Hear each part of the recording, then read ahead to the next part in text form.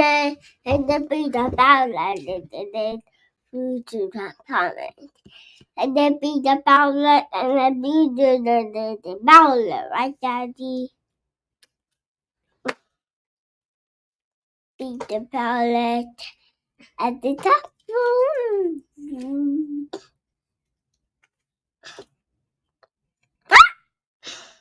I don't want Daddy.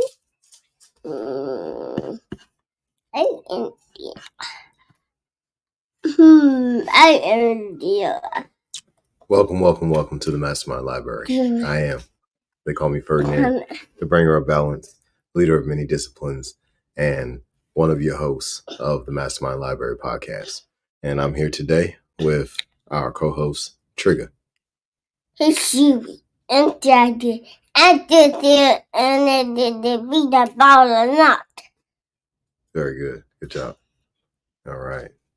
And as Trigger was saying, in our live audience, we've got Huey, Sincere, and Elijah. And Siri, it's the dear, and the tiger. Mm-hmm. So today we're on chapter 7 of Simulacra Simulation. And then chapter 7. And then chapter 7. And then chapter 7. Yes, so we're in chapter 7 today. And chapter 7 is, I believe, hypermarked. And let's verify what it is. Chapter 7 is hypermarked and hypercommodity. So let's go ahead and move there. How to move there? Okay. Hypermarket and hypercommodity. Let's make this a little bit larger for everybody so they can read it too if they want to see. I got it. Yeah, thank you. I got it. All right. Boom. All right, good. We're good there. Okay, now let's make this a little bit. Let that do that. All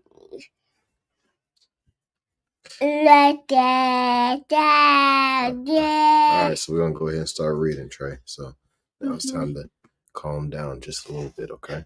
You're doing good, though. Okay. Great job. All right, hypermarket and hypercommodity. From 30 kilometers all around, the arrows point you toward these large triage centers that are the hypermarkets, toward the hyperspace of the commodity, where in many regards a whole new sociality is elaborated. It remains to be seen how the hypermarket centralizes and redistributes a whole region and population, how it concentrates and rationalizes time, trajectories, practices, creating an immense to and fro movement totally similar to that of suburban commuters, absorbed and ejected at fixed times by their workplace. At the deepest level, another kind of work is at issue here, the work of acculturation, of confrontation, of examination, of the social code, and of the verdict. People go there to find and to select objects, responses to all the questions they may ask themselves, or rather, they themselves come in response to the functional and directed question that the objects constitute. The objects are no longer commodities. They are no longer even signs whose meaning and message one could decipher and appropriate for oneself. They are tests. They are the ones that interrogate us, and we are summoned to answer them. And the answer is included in the question. Thus, all the messages in the media function in a similar fashion. Neither information nor communication, but referendum, perpetual test, circular response, verification of the code. No relief, no perspective, no vanishing point where the gaze might risk losing itself, but a total screen where, in their uninterrupted display, the billboards and the products themselves act as equivalent and successive signs. There are employees who are occupied solely in remaking the front of the stage, the surface display, where a previous deletion by a consumer might have left some kind of a hole. The self-service also adds to this absence of depth. The same homogeneous space, without mediation, brings together men and things, a space of direct manipulation. But who manipulates whom? Even repression is integrated as a sign in this universe of simulation. Repression become deterrence is nothing but an extra sign in the universe of persuasion. The circuits of surveillance cameras are themselves part of the decor of simulacra. A perfect surveillance on all fronts will require a heavier and more sophisticated mechanism of control than that of the store itself. It would not be profitable. It is thus an allusion to repression, a signal of this order that is put in place. This sign can thus coexist with all the others, and even with the opposite imperative. For example, those that huge billboards express by inviting you to relax and to choose in complete serenity. These billboards, in fact, observe and surveil you as well, or as badly as the policing television. The latter looks at you. You look at yourself in it, mixed with others. It is the mirror without silvering, tane in the activity of consumption, a game of splitting in two and doubling that closes this world on itself. The hypermarket cannot be separated from the highways that surround and feed it, from the parking lots blanketed in automobiles, from the computer terminal, further still, in concentric circles, from the whole town as a total functional screen of activities. The hypermarket resembles a giant montage factory because, instead of being linked to the chain of work by a continuous rational constraint, the agents or the patients, mobile and decentered, give the impression of passing through aleatory circuits from one point of the chain to another. Schedules, selection, buying are aleatory as well, in contrast to work practices, but it is still a question of a chain, of a programmatic discipline whose taboos are effaced beneath a veneer of tolerance, facility, and hyperreality. The hypermarket is already beyond the factory and traditional institutions of capital, the model of all future forms of controlled socialization, retotalization in a homogeneous space, time of all the dispersed functions of the body and of social life, work, leisure, food, hygiene, transportation, media, culture, retranscription of the contradictory fluxes in terms of integrated circuits, space, time of a whole operational simulation of social life, of a whole structure of living and traffic, a model of directed anticipation, the hypermarket, especially in the United States, pre-exists the metropolitan area. It is what gives rise to metro areas, whereas the traditional market was in the heart of a city,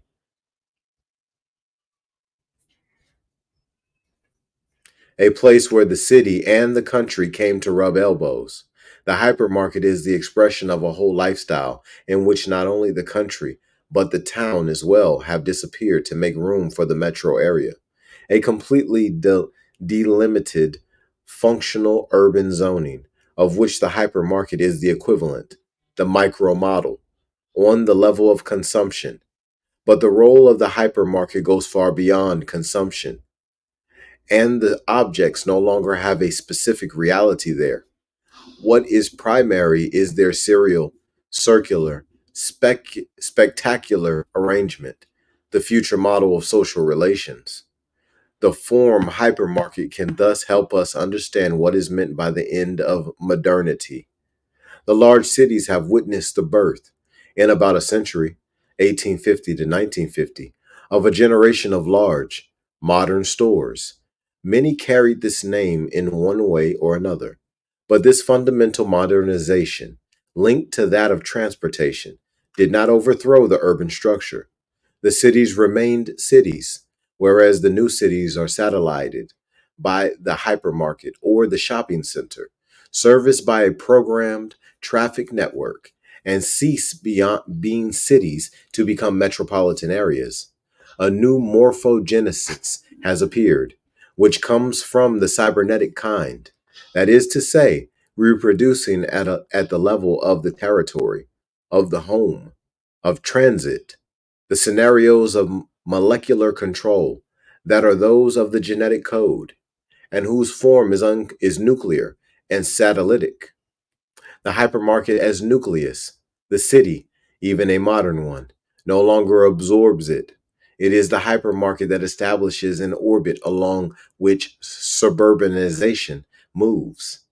It functions as an implant for the new aggregates, as the university or even the factory sometimes also does, no longer the 19th century factory, nor the decentralized factory that, without breaking the orbit of the city, is installed in the suburbs, but the montage factory, automated by electronic controls, that is to say, corresponding to a totally deterritorialized function and mode of work. With this factory, as with the hypermarket or the new university, one is no longer dealing with functions, commerce, work, knowledge, leisure that are autonomized and displaced, which still characterizes the modern unfolding of the city, but with a model of the disintegration of functions, of the int- indeterminacy of functions, and of the disintegration of the city itself, which is transplanted outside the city and treated as a hyper-real model, as the nucleus of a metropolitan area based on synthesis that no longer has anything to do with the city. Negative satellites of the city that translate the end of the city, even of the modern city, as a determined, qualitative space, as an original synthesis of a society. One could believe that this implantation corresponds to the rationalization of diverse functions. But in fact, from the moment a function becomes hyper specialized to the point of being capable of being projected from every element on the terrain, keys in hand, it loses the finality proper to it and becomes something else altogether. A polyfunctional nucleus, an ensemble of black boxes with multiple input outputs, the locus of convection and of destructuration. These factories and these universities are no longer factories nor universities, and the hypermarkets no longer have the quality of a market. Strange new objects of which the nuclear power station is without a doubt the absolute model, and from which radiates a kind of neutralization of the territory, a power of deterrence that behind the apparent function of these objects, without a doubt constitutes their functional function, the hyperreality of functional nuclei that are no longer at all functional. These new objects are the poles of simulation, around which is elaborated, in contrast to old train stations, factories, or traditional transportation networks, something other than a modernity, modernity, a hyperreality, a simultaneity of all the functions without a past, without a future, an operationality on every level, and doubtless also crisis, and, or even new catastrophes. May 1968 begins at Nanterre and not at the Sorbonne. That is to say, in a place where, for the first time in France, the hyperfunctionalization, extramuros, of a place of learning is equivalent to deterritorialization, to disaffection, to the loss of the function and of the finality of knowledge in a programmed neo-functional whole. There, anew, original violence was born in response to the orbital satellization of a model, knowledge, culture, whose referential is lost. And that concludes chapter 7. On our next episode, we'll be going into chapter 8, the implosion of meaning in the media. Powerful stuff over here. Simulacra Simulation. And on our next episode, we're on chapter 8. So be there. And in the meantime, expose your gift.